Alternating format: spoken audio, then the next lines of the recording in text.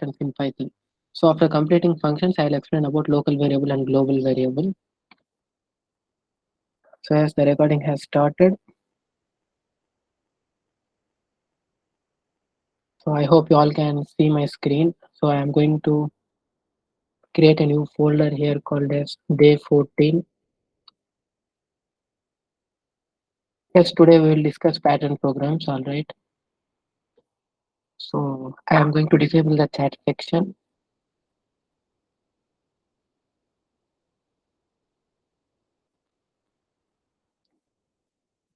So inside this folder, I am going to open VS Code.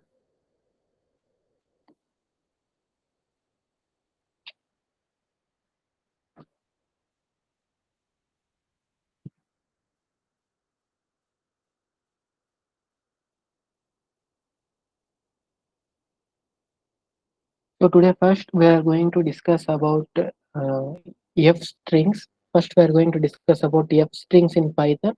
After that we are going to discuss about nested for loops, and after that let's do some pattern programming in Python.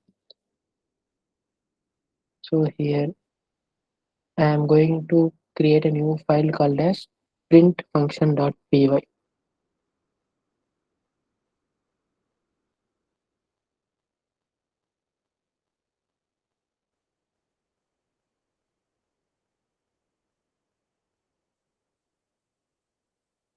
So I don't know what happened to my laptop.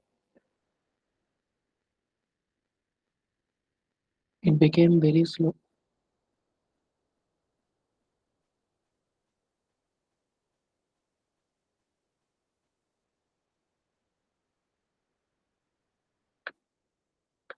So first let me explain about F strings in Python. So F strings.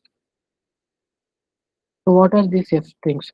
So suppose here, let me declare a variable, and also I am going to declare another variable. So in case I want output like this on my print screen, so let me type the output here. The value stored in A is 10 and B is 15. So I want output like this. So in order to get output like this, what can I do?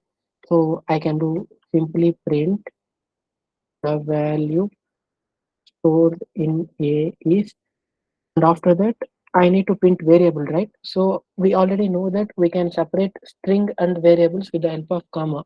So if I do something like this, then I will get output as the value stored in A is 10. And also along with that, I need output as and B is D. So let me select the Python interpreter first. So here have a look at this print function. So first we are printing a string. So in order to get output like this in the line number 6, have a look at this sentence. I need to get output like this.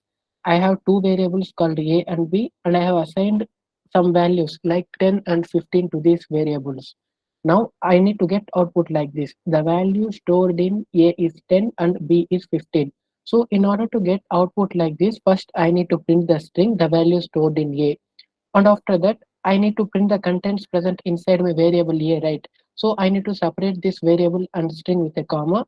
Similarly, after a, again I need to print a string like and b is, and after this string again I need to separate the again I need to print variable b. So I need to print this string and variable with a comma. So like this we can print multiple strings and variables inside a print function. All we need to do is we need to separate them with a comma. That's it. So if I run this program, so just wait for a few seconds, I'll get the desired output. I won't get any kind of errors. So, so you can see here at terminal, I got output as the value stored in A is 10 and B is 15. So I got the desired output. But in case if I want to print multiple strings and multiple variables inside a print function, then at line number 8, so this method will be a little bit difficult. So the better way to do this is using f strings in Python. So what is meant by f string means, let me comment out line number 8. So here basically, so in case of f strings, we just add the character f, and after that we will declare the string. So this is the syntax of f strings. Now let us try to get the same output. The value stored in A is 10 and B is 15. So here the point is, of course, I need to use the print function, and before starting the string, I need to mention this character F. So in case before the string, so what is meant by string? Double quotes, right? Whatever the contents that are present inside double quotes, they are considered as strings. We know this. But before starting the string, if we give this character F, then this string will be considered as F strings in Python. So now I want to get output as the value stored in A is A and B is B. Now here the point is, I don't need to separate these variables with a comma. I don't need to separate the string and variable with a comma. Directly inside this string itself, I can print variables. But all I need to do is, I need to mention variables inside curly braces. So that's the point here. In case of F strings, whatever the contents that are present inside curly braces, they are considered as variables. Now here I am writing A and B inside curly braces. So these A and B are variables that I have declared here, A and B. So my program will execute without any error, and by default my Python interpreter will understand that the things that are present inside curly braces are variables. So if I run this program once again, then you can see I got the same output without any errors. The value stored in A is 10 and B is 15. If I change this 10 to 20 and if I run this program once again, you can see here I got output as the value stored in A is 20 and B is 15. So like this, you can use F strings in Python. Now what will happen if I remove this F? So if I remove that F before my string, I won't get any kind of errors, but instead I will get this sentence as it is. Like the value stored in A is curly brace A and B is curly brace B. So I'll run this. Now you can see I haven't got the actual value that is stored inside A. Instead, I got curly brace A and curly brace B. So here, if I mention F before my string means whatever the contents that are present inside curly braces will be considered as variables. So in case instead of B, if I use C means I will get an error. Why? Why? Because here I haven't declared any variable called C, right? So if I run this program, you can see here I got an error. Have a look at this error. Name C is not defined.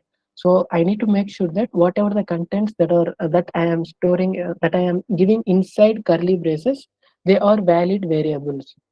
So that's the thing which you should remember, and these are called as F strings in Python. And these are my favorite because instead of separating the string and variable with a comma, we can happily write all the variables and strings inside single double quotes with the help of these F strings. So this is the concept of F strings in Python, and also we know this. So if I say print hello, and in the below line, if I say print hold, and if I run this program, of course I am going to get output as hello, and in the new line I will get output as world. It is fine.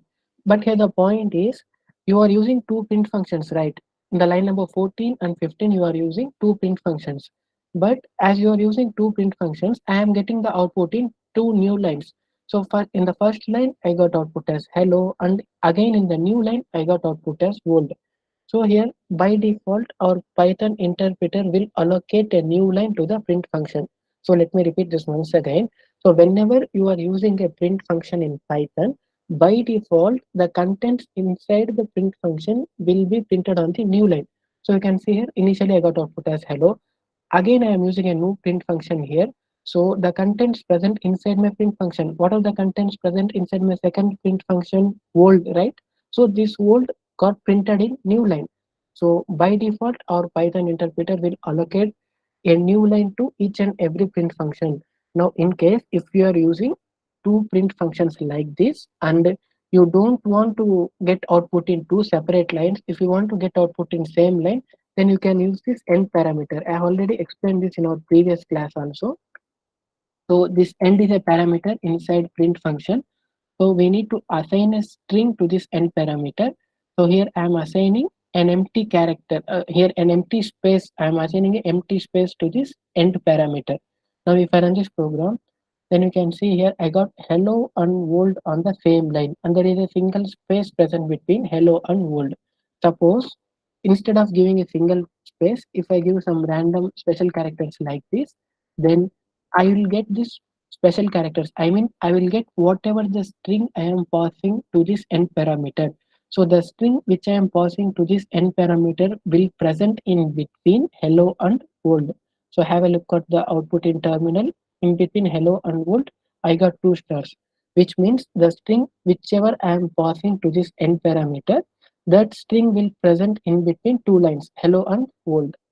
So this is the thing about end parameter. If you want to get output in same line, then you can use end parameter. And similarly, so there is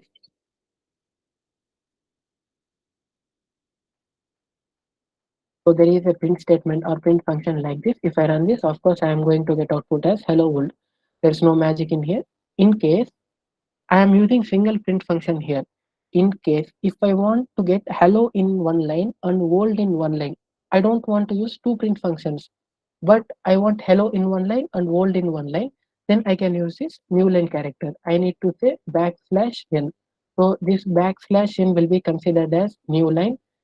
So our Python interpreter will understand this backslash n inside strings as new line. Now you can see at output screen, I got output as hello in one line and world in one line. So I have already explained about you this backslash n. It is for new line, and this end parameter is to get output in same line.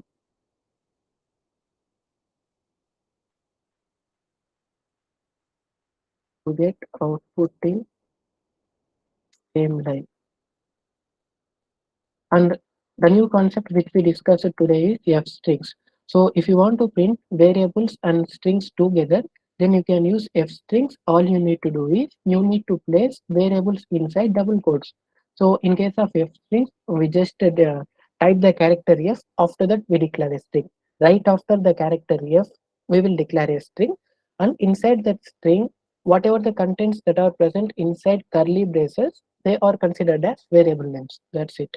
So here, if I say curly brace A, the value present in my variable A will get printed. In case if I haven't declared this variable means I will get error. So I need to make sure that I have declared this variable A before using that in my F strings. So this is the concept of F strings, end parameter and new line in Python. So now we are going to discuss about nested for loop or nested loop, nested loops.py. In our last class, we have discussed about loops, right? We have discussed about while loop. We have seen how for loop works in Python. And one student asked me this question. So if you are using set like this, so I have declared a set with some random elements. Now, if I try to access the elements from this set with the help of range function, then I will get an error. So the reason is for, if I say for I in range len of set, and if I print yes of I, then I will get an error. The reason is I am not allowed to perform indexing in sets, right? So we can't perform indexing and slicing in sets. The reason is, so whenever we declare a set in Python, the contents of that set will be stored in some random memory locations by our Python interpreter. So we are not allowed to perform indexing and slicing in sets. So if I run this program, of course, I am going to get an error. You can see here len of set. So I need to say len of yes, not set. Yes is my set, right? So you can see here I got outputted print s of 5.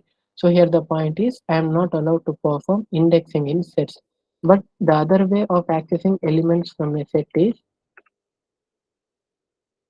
for I in S, print I. That's it. So if I run this program, then you can see here I got all the contents present inside my set. So here I hope you know what is meant by for I in S, right? Yesterday we clearly seen what is meant by for loop, how for loop works in Python. So according to the syntax, first we use for keyword. I will just revise quickly so that you can remember once again. So first, according to the syntax, we need to declare for keyword. After that, we will declare a new variable. So this I will be a new variable inside the for loop. So after that, we need to use a membership operator. We have discussed about membership operators, right? There are two membership operators, in and not in. So here we use in membership operator, and after in we need to declare, or we need to give an iterable. So what are iterables? String, list, tuple, sets, dictionaries. They are iterables. Iterables are nothing but collection of items. That's it. So I need to give an iterable. So after that, I need to specify colon, and in the below line, I need to make sure that I am giving indentation space. What is meant by indentation space? Just four empty spaces. That's it. So if I am giving this indentation space means my Python interpreter will understand that this particular line of code will belong to my for block. That's the point of using indentation here. So here I am passing a set as iterable. Here a set is my iterable, right? So in the first iteration, the first element of my set will be assigned to variable I. I- Now here I am printing the I, so I got output as 65. Similarly, in the second iteration, the second element of my set will be assigned to variable I. So if I am printing I here means I got output as 546. So like this for loops works in Python. So it will access each and every element from the iterable. In case of string, it will access each and every character from the string, and it will assign that character or element to whatever the variable we are using here. In my case, I am using variable I, right? So all those values will be assigned to my variable I at each step. So that's how for loops works in Python. Yesterday, I have clearly explained you the concept of for loops. So now we are going to discuss about nested for loop. So what is meant by nested for loop? Simple. You know the concept of nested if, right? So if a if block is present inside another if block means, then that is considered as nested if block. Similarly, if a for loop is present inside another for loop means, that will be considered as nested for loop. So let me give that basic definition here.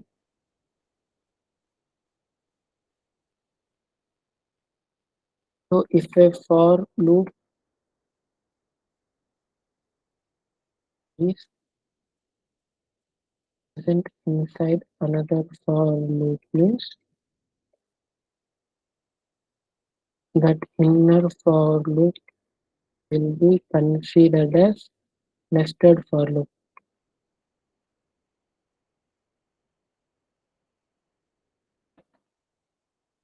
So if a for loop is present inside another for loop means that inner for loop will be considered as nested for loop. So first let us declare a for loop here with some range. Yesterday we have discussed about range function, right? We know how range function works in Python.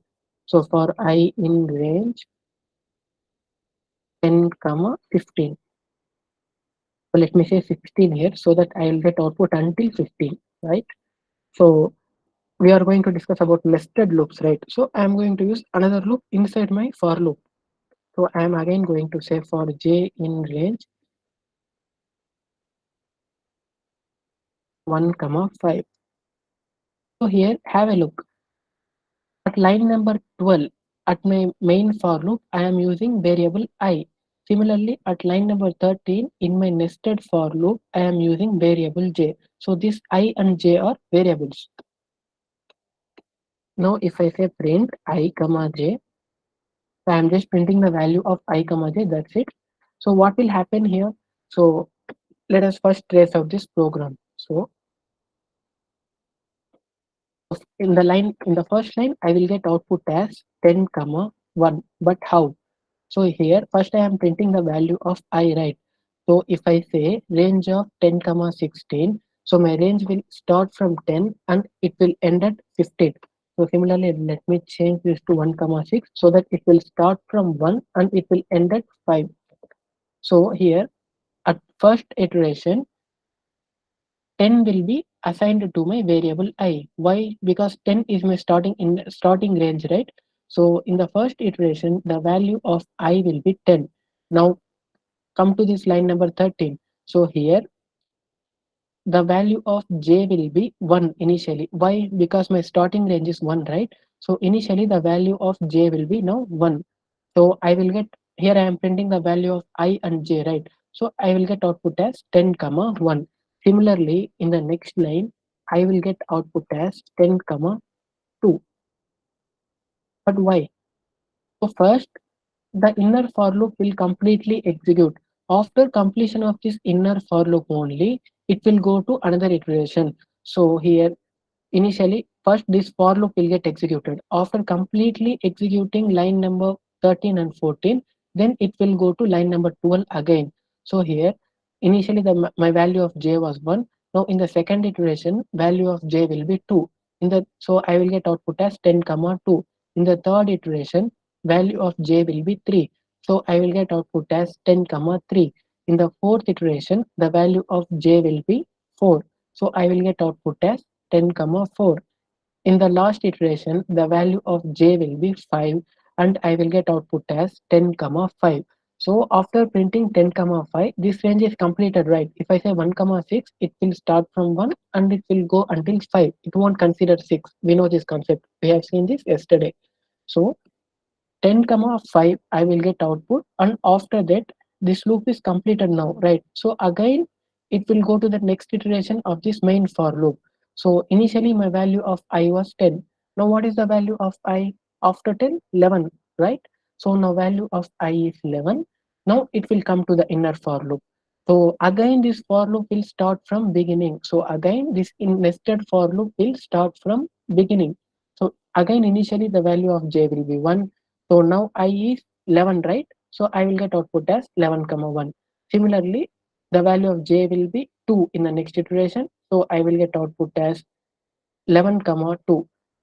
Again, the value of j will be 3 in the next iteration. So I will get output as 11 comma 3. So let me write the output here: 10 comma 3, 10 comma 4, 10 comma 5. So after completing 5, I will get output as 11 comma 1, 11 comma 2, 11 comma 3, and 11 comma 5. Now similarly, after that I will get output as 12, next 13.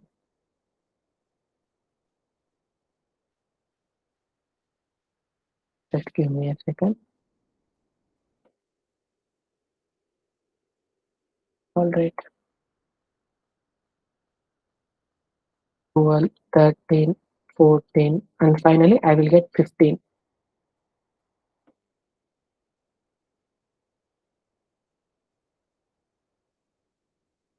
12, 13, 14, and 15. So here I am using multi-cursor functionality in VS Code. For this, you need to press Alt key, and after that you need to click on any space.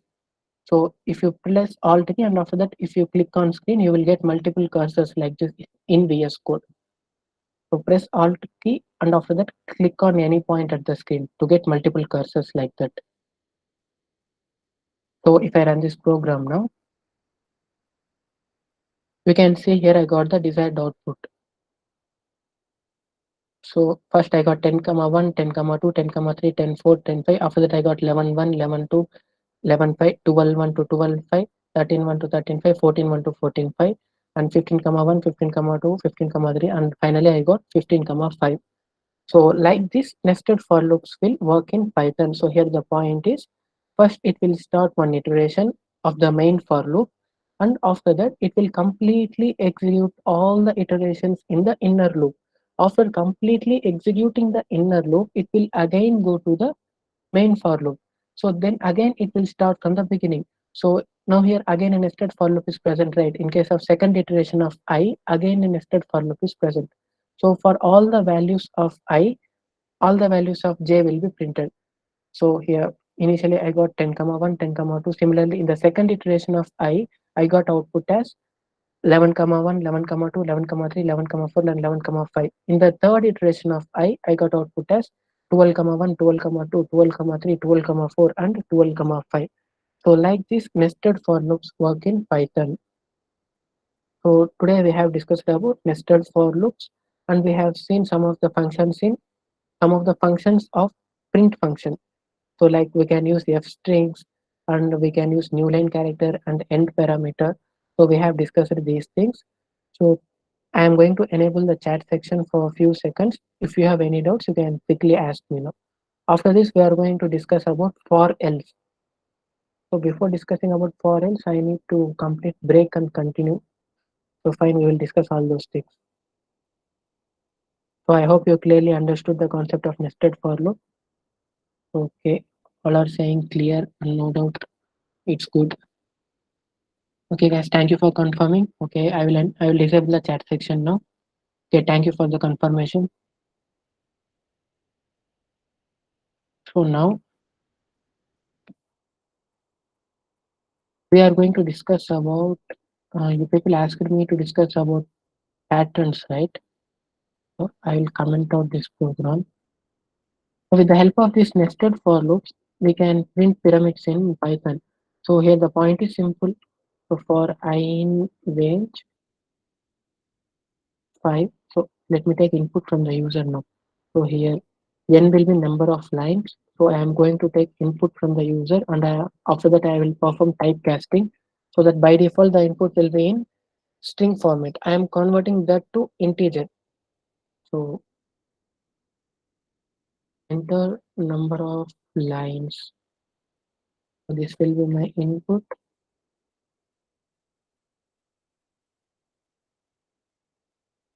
I am going to start from 1 and I will end at n plus 1. So in case if user enters 5 means I will start from 1 and I will go until 5. So what is n plus 1? In case if n is 5 means 5 plus 1 is 6, right? So what is the range of 1 comma 6? 1, 2, 3, 4 and 5. So if I say 6 means then only I will get output until 5. So we know this. So again for j in range, again 1 comma n plus 1, print for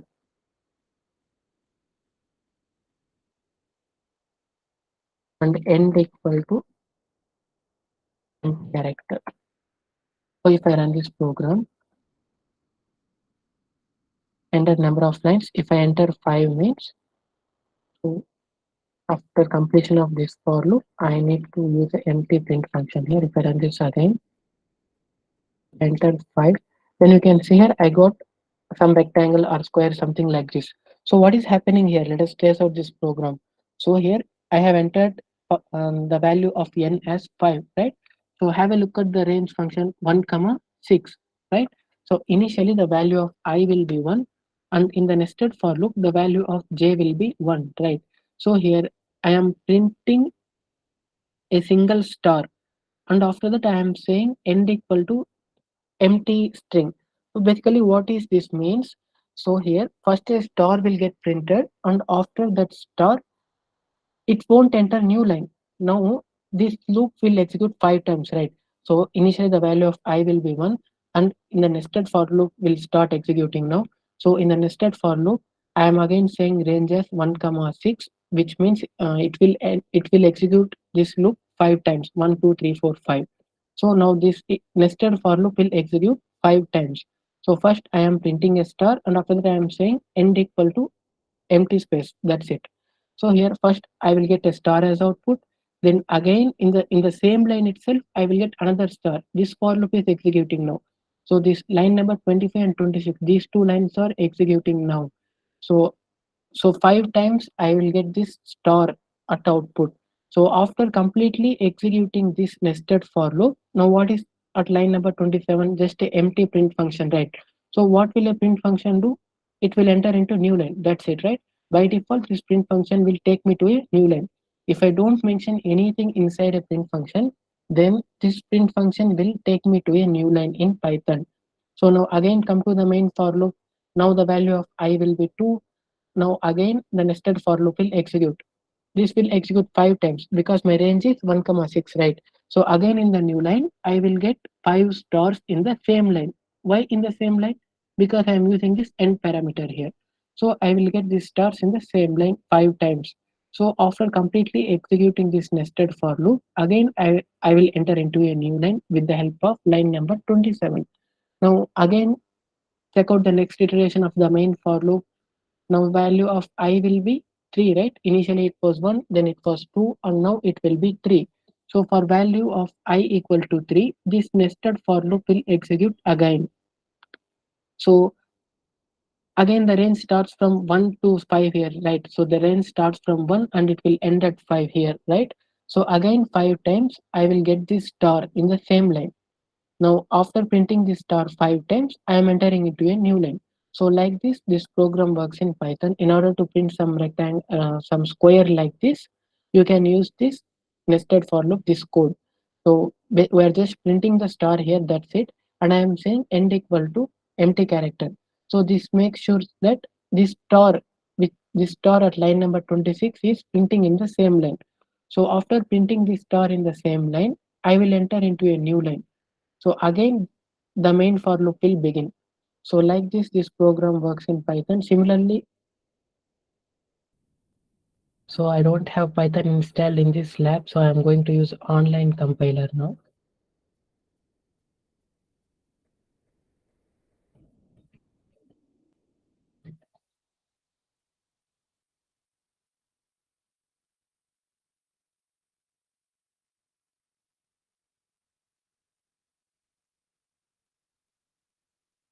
Okay, fine.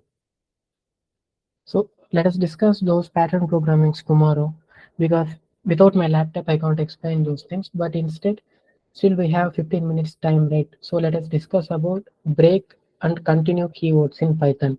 So let us discuss about these two keywords, and tomorrow again I will explain the concept of pattern programming. Don't worry. So we were discussing about loops, right? So if I say for I in range 1 comma 6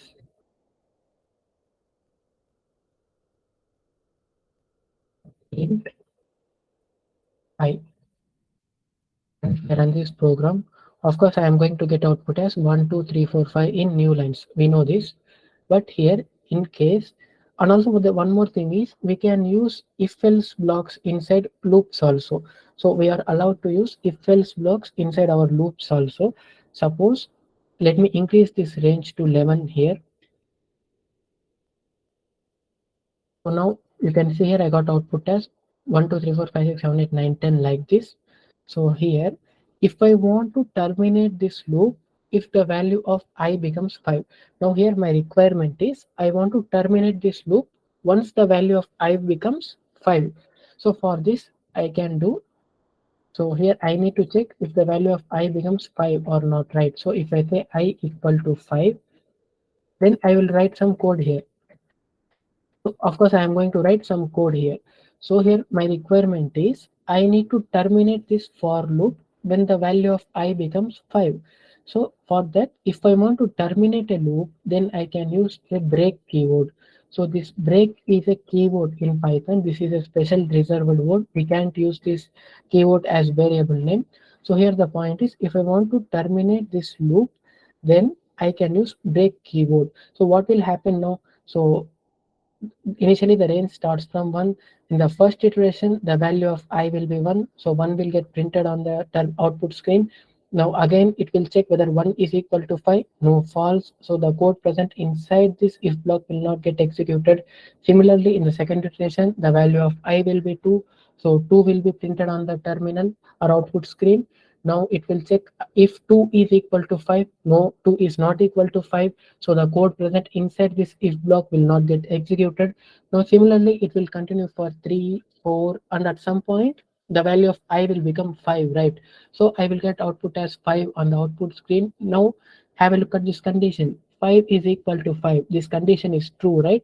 So even though my range starts from 1 and it will end at 10, I am saying that if the value of I becomes 5, then break this loop. So if I run this program, then you can see here this time I got output as 1, 2, 3, 4, 5. That's it. So as the value of I is becoming 5, my program has terminated, my loop has terminated. So if you want to externally terminate a loop, then you can use this break keyword. So this break keyword is used to terminate a loop in Python. So if you want to terminate a loop in Python, you can use break keyword. So break keyword is used to terminate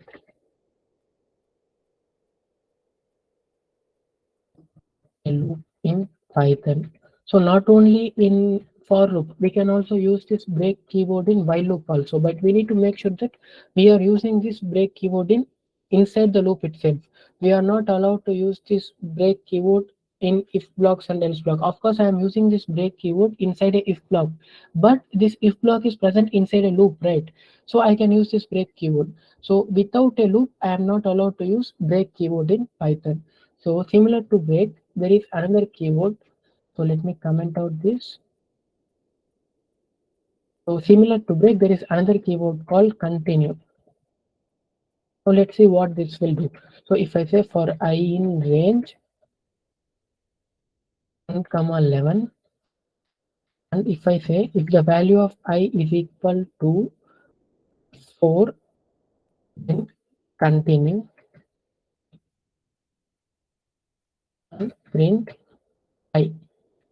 So here what will happen means, of course, at first iteration, value of I will be 1. Is 1 is equal to 4? No, right? So the code present inside this if block will not get executed. The value of I will be printed. So I will get 1 as output. Similarly, in the second iteration, I will get 2 as output. Then I will get 3 as output. Next, in the fourth iteration, the value of I becomes 4, right? So 4 is equal to 4. This condition became true, so this continue statement, this continue keyword will execute now. So if a Python interpreter looks at the continue keyword means it will again start the execution of loop from the beginning. So it won't consider the lines which are present below the continue keyword. So basically 4 will not get printed on my output screen. I won't get 4 because this continue keyword will start the loop again from the beginning. So whatever the lines that are present below my continue keyword, those lines will not get executed. It doesn't matter whether those lines are inside my if block, it doesn't matter. So if our Python interpreter sees this continue keyword means, then it will simply start the loop once again. It won't execute the lines present below my continue keyword. So at 4, this continue will get executed. So again the loop will start from again it will go to the beginning of the loop. So now in the next iteration the value of I will be 5, right? It was 4 previously, now it will be 5. So is 5 is equal to 4? No, right? So again I will get 5 as output on the output screen. So I will get output as 1 2 3 5 6 7 8 9 10, like that. I won't get 4. So if I run this program, then you can see here, have a look at this output. 1 2 3, I haven't got 4. Instead of 4 I got 5. So what is happening here? I am just saying that if the value of I is equal to 4 means, then continue. So what will this continue do? It will again go to the beginning of the loop. That's it. So it won't execute the code which is present below the continue keyword. So whatever the code that is present in line number 11 12 13 14, those lines will not get executed because at line number 10 continue has executed. So again, it will go to the beginning of the loop. So in the next iteration, value of I will be 5. So here I am printing the value of I, right? So I got output as 5 on my output screen. So this is the use of continue keyword. This continue keyword will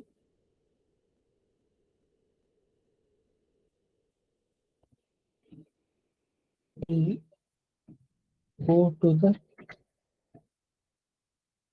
beginning of the loop. So that's it. So these are break and continue keywords in Python. And there is one more thing called as pause keyword. So basically this pause keyword does nothing. So here if I say for I in range 1 comma 6, if I is equal to 2 means, then pause, otherwise print I. So this is my code here. I'm just saying that if I is equal to 2 means, then pause. So this pause keyword will do nothing. I will get 2 as output.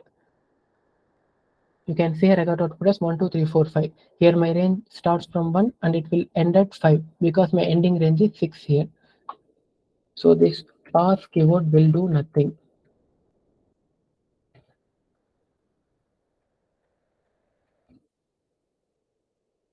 If this is doing nothing means, then why do we need this pause keyword? Suppose we know that we are if if 10 is greater than 5, otherwise if 1 is less than 5, then Right now, I have declared a if block here, but I don't want to write any code inside my if block. So listen to my words carefully. I have declared a if block here at line number 19, and I don't want to write any code inside my if block. So here simply I can say pass,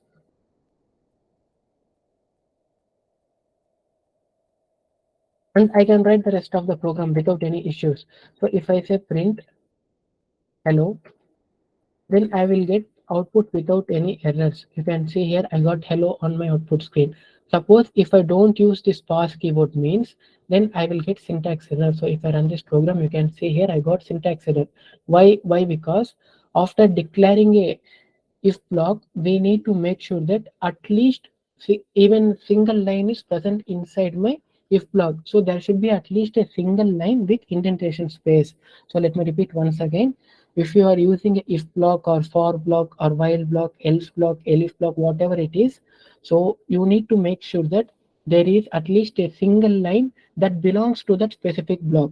As you can see here, line number 22 does not belong to my if block because I am not giving indentation space to this line. So this line number 22 does not belong to my if block. Now here my requirement is I don't want to write anything inside my for loop. Right now, I don't want to write anything, but in the future, I may write something. I just want to declare an empty loop. In that case, instead of giving some random print statements or some random declaring some random variables like this, so if you declare a random variable like this also, you won't get any error. But instead of why we don't get any error? Because this a equal to 1, this code belongs to my if block, so I won't get any error. So you can see here if I run this program, I haven't got any error. I got hello as output because I am using single line. So there is a single line that belongs to my if block. So here declaring a variable and assigning some value to this variable is useless, right? So I am just doing this in order to avoid errors. So instead of writing some random print statements or declaring some random variables, we can use this pass keyword, and this pass keyword will do nothing, and it won't. Now I won't get error also. If I run this once again, you can see here I got hello as output. So if we are using pass keyword means we won't get any errors. So here mainly we use this pass keywords inside this if blocks, else block. If you don't want to write anything inside those blocks, then you can use pass keyword. If you have something to write, then of course you can write that code. You won't get any error. So that's the thing about pause, continue, and break. So let me repeat once again. If you want to terminate a loop, then you need to use break keyword. If you want to continue the loop from the beginning, then you need to use continue keyword, and this pause keyword will do nothing. So that's it. If you want to, so let me change this definition. So I want to say,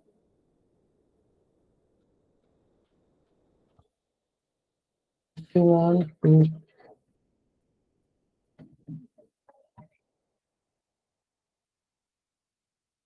continue the loop from beginning, then you can use this keyword.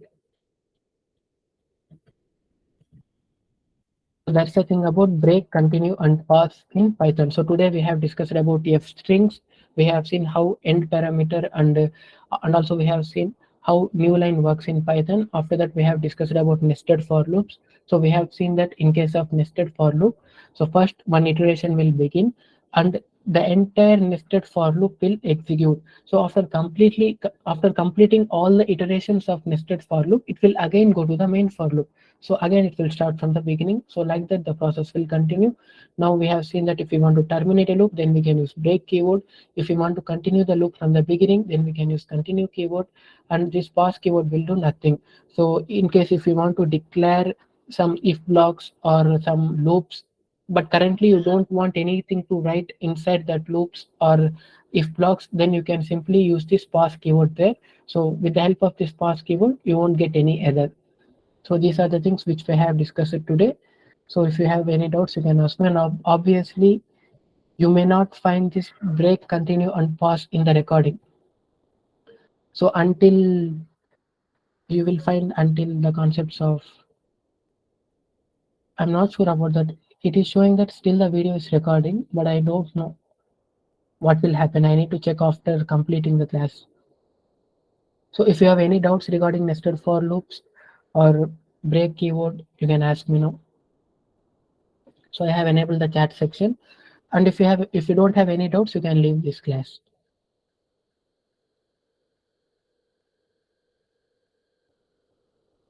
So that's the end of today class. No, there is no super keyword in Python.